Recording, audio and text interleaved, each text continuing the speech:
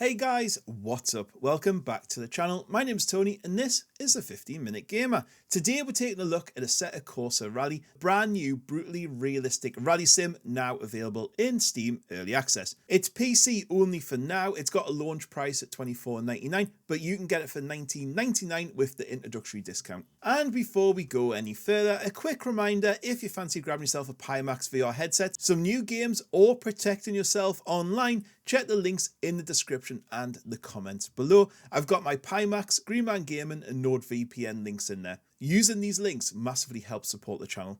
There's no campaign or anything yet in the game. You pick a car, load onto a laser scanned real rally stage and try to survive for the next 10 minutes without turning your car into a log sculpture, which I fail at most of the time. It's pure rally, no fluff, no cutscenes, no forced narrative. Some people will absolutely love it. Others will wish for a bit more of a structure or career mode. But for now, early access is focused entirely on physics, stages, cars, and the driving experience itself. So obviously the first thing to talk about is Lowe's physics, because you know Assetto Corsa is famed for it, and I'm going to have to say, it's pretty goddamn good. Right from the start, you'll feel that Assetto Corsa Rally is aiming for the hardcore market. This is not WRC or Dirt Rally 2 with assists. This is survival. It actually feels a lot more like Richard Burns' Rally in the terms of realism and grip. The physics are incredibly detailed. Grip changes second to second. Road surfaces matter massively. You feel the difference as you switch from tarmac to gravel. Weight transfer is everything. Braking points must be respected, and I do emphasize that. The amount of times I've slid off the circuit into a tree is unreal. I've never had that in any other rally game.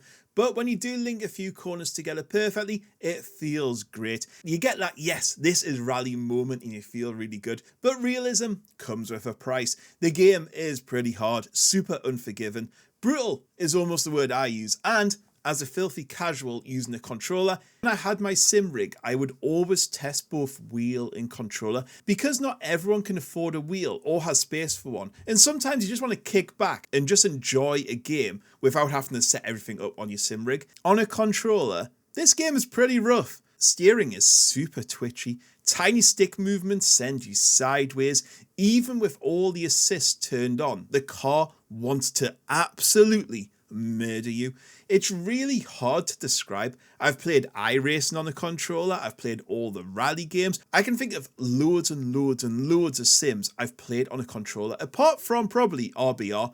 But I just found like this weird disconnect. It never felt right. I never felt like I would be able to tame the game on a controller. Maybe with settings and mappings from mods or something, it may help. But I would say if you're a controller player, just bear that in mind. I've seen it in comments and reviews from other people. They also mention it. So it's not just me. Yes, I probably have a bit of a skill issue, but I just didn't feel like this game was made or helped or configured or anything like that to use with a controller.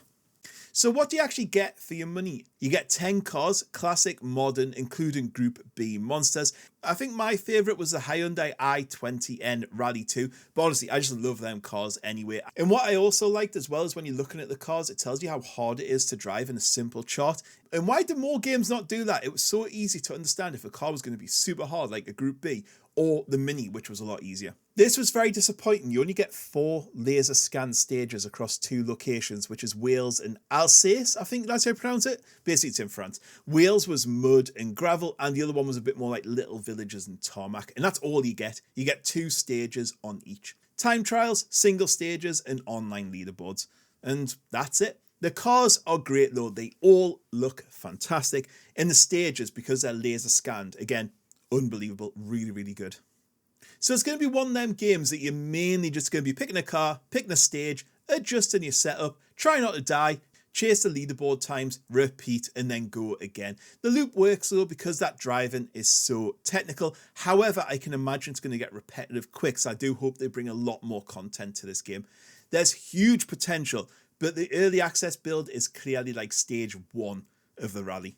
Moving on to graphics and sound, visually the game is very nice. I really like the look of it. Laser scanned roads, detailed environments, realistic lighting, even the crowd looks good. Like they'll run onto the road in front of you and stuff like that.